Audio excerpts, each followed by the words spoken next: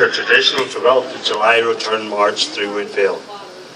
The implications of this decision are far-reaching and still being played out. Let's not forget that this is an annual parade that is processed along the Crumlin Road, returning to the Orange Hall in Ligoniel over 120 years. It is a tradition we will not lose.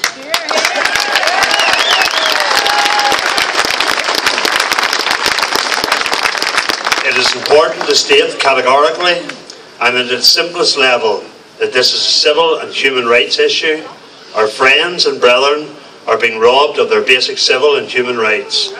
Freedom of cultural expression and the right to return home safely.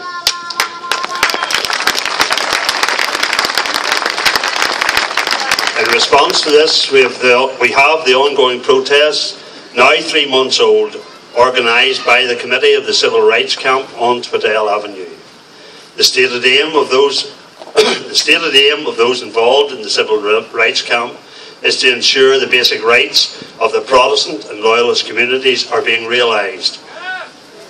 However, while the Parades Commission continues to give up to the threat of violence from Republicans who feel nothing but hatred for our culture and traditions, and who have no respect for the civil and human rights of others, then our basic rights cannot be met.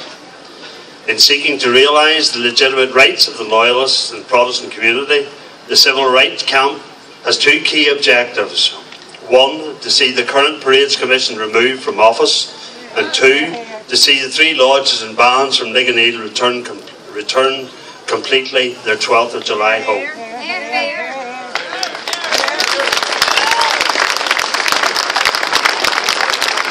First objective has been achieved with last week's announcement by the Secretary of State that a recruitment process is being launched to replace the current Parades Commission with 5 new members. How representative this new commission will be remains to be seen. Again, we need to be clear about this. The current situation has been precipitated by the increasingly aggressive and negative attitudes of the Parades Commission towards Orange culture and traditions. They put the threat of violence from Republicans before the rights of British citizens. At best, the Parades Commission can be accused of weakness, naivety and misunderstanding of our culture and traditions. At worst, and history tells us to fear the worst, it has implemented a comprehensive and sinister strategy to undermine our community based on bigotry and hatred of its own members. We are glad it has been replaced. However, while we can hope for a more impartial commission, again, history tells us to fear the worst. I argue that our first stated objective should be go further, the total removal from the legislation of the right of an unelected body to decide what is legitimate for freedom of expression.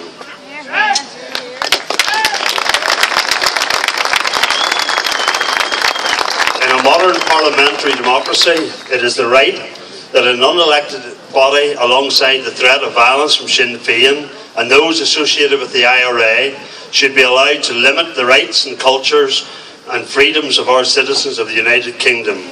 The Parades Commission must go in its entirety. New members are not enough.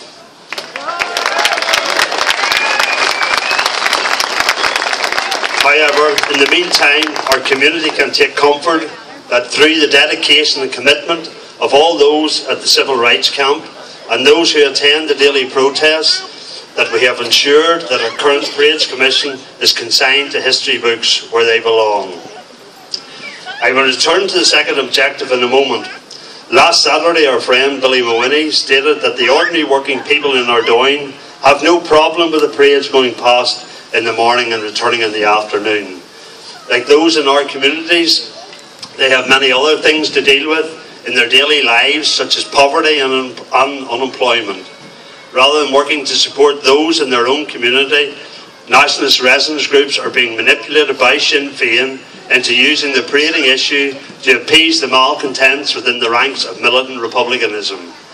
Rather than succumb to the worst elements of republicanism, nationalism, the ordinary people living in national communities need to stand up to those Republicans who are intent on further destabilising our communities through agitation and return to violence. It is no coincidence that each of those who have headed up these so-called residents' groups and agitating against Protestant culture and faith are associated with the IRA. This street agitation by Republicans has become an extension of the IRA's attempt to drive our British presence from Ulster. The IRA has despicably been aided and abetted by the Parades Commission, who, thanks to the dedicated action of our community, is no longer able to wage their vindictive and unjustified agenda against the Orange culture and traditions. This is a battle we have won.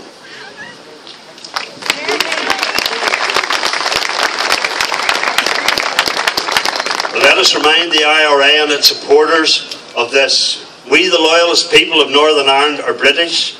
Presence in Northern Ireland has been the British presence in Northern Ireland for 40 years.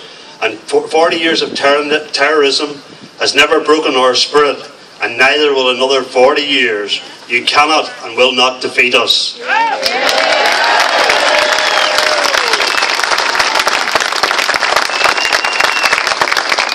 The days of Republicans bullying and threatening political parties with militant republicanism and the threat of terror and violence are being brought to book. The Progressive Unionist Party will not bend the knee to bully boy tactics or the threat of Republican violence. Instead, we will work to ensure that we safeguard the rights of all our citizens in Northern Ireland. This includes the rights of citizens to celebrate their culture and identity, regardless of their creed or cultural background. In the best of British traditions, we are guided by justice, fairness, toleration, and by welcoming and respecting the people of our cultures who live on these islands. Our British values and principles allow for freedom of culture and religious expression. Our British heritage, culture and loyalty have seen us through the toughest of times in the past. They will also see us through as we build a stronger, more prosperous Northern Ireland, in which all cultures are respected as having something to contribute. Let us return now to the civil rights camp and the achievements of the second objective, ensuring that our friends and brethren from Ligonier lodges and bands are able to return home to the site of their Orange Hall, burned to the ground by the hatred of Republicans and their supporters. In the coming weeks, you will see our campaign grow in strength and resolve. I want to be clear, our brethren will return home. Jerry Kelly will not dictate where the loyal orders walk. The Parades Commission will not dictate where the loyal orders walk.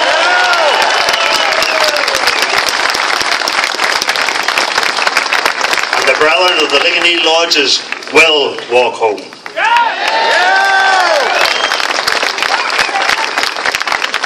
In its best efforts to resolve the current impasse, those at the Civil Rights Camp announced the Woodvale initiative. Yet the impasse continues. Why?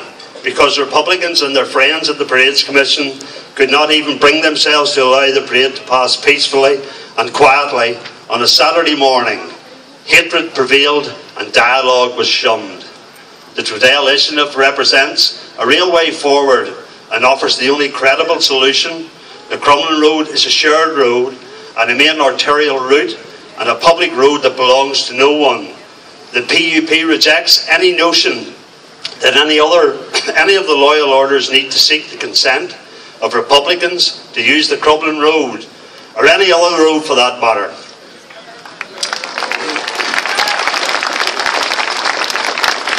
The P.U.P. will stand with the people and for the people. Let me make this pledge to you all here today. The loyal orders have never asked and never will ask Republicans for permission to express their culture.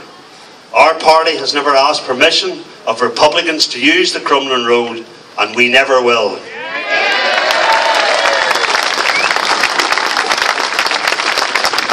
Instead, what we ask for, indeed all we ask for, is toleration of our Orange heritage and respect for our culture. Sinn Féin and the IRA need to get off the backs of the community on the Crumlin Road and let the ordinary people get back to a peaceful normality. With peaceful normality, we can all further and inspire towards one in which culture are tolerated and respected by all. No surrender.